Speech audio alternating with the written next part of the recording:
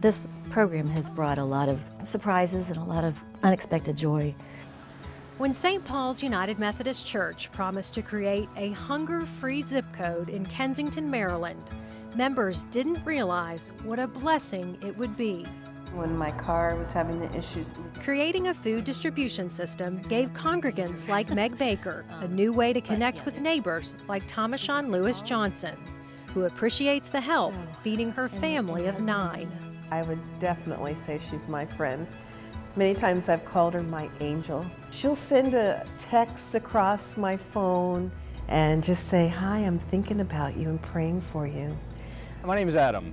In 2010, Pastor Adam Snell felt God calling him to reach out to the church's neighbors and feed them.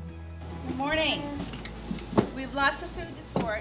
Now St. Paul's delivers a 3-day supply of food to anyone who calls, no questions asked. The ministry began with smart sacks to give elementary school children food to take home for the weekend, and became a monthly food pantry called Communion Collect. Give us this day our daily bread. During communion, we get fed in body and soul. Is there a way for us to take communion and transform that into food for the community? So when our parishioners go to the Safeway, we encourage them to pick up a bag for the hungry. I think this is one of the most gratifying things I've ever done. Looks great. It's unified so many of us here. We enjoy it.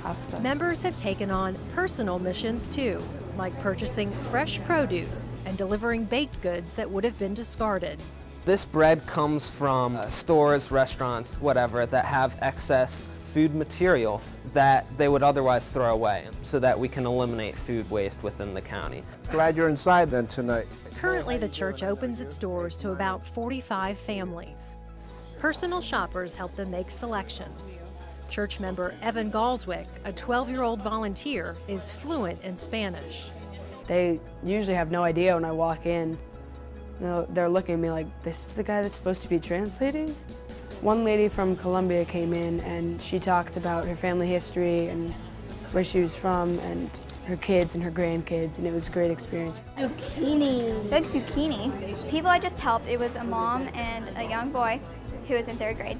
And we talked a lot about what kind of foods he likes, or we talked about his favorite movie, which was Turbo. Really, that's so cool. I like to talk to them and know about their lives.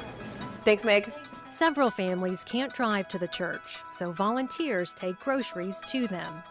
Sherry Connor and her daughter Gabby always deliver to Maria's family, grabbing special treats like Pop-Tarts for her 4-year-old twin girls. The first time we came to the door, it took them a long time to, turn on the light and open the door because they didn't know who we were. Hello! And now they know that we're coming, and they bring their daughters to the door. We do feel a big loyalty to them, especially Gabby. She always wants to make sure we get to the church right when the pantry doors open so that we can get the best stuff. Maria came from Honduras and shares her home with 5 other families. Her husband works full-time as a custodian at night, making minimum wage. She says with what he makes, it's hard to cover everything. Hay ocasiones que no tienes comida en la casa. A veces. She says sometimes it does happen that there's no food in the house. From the very beginning, it's been all about relationship. We can write checks, and that's a gift. That's part of what God has called us to do. You're ready to go, huh? We're not really making friends when we write a check, but when people come to us, when we go to their homes, all of a sudden we know their names and we know their story, and we embrace their kids. These become our neighbors in the truest sense of the word.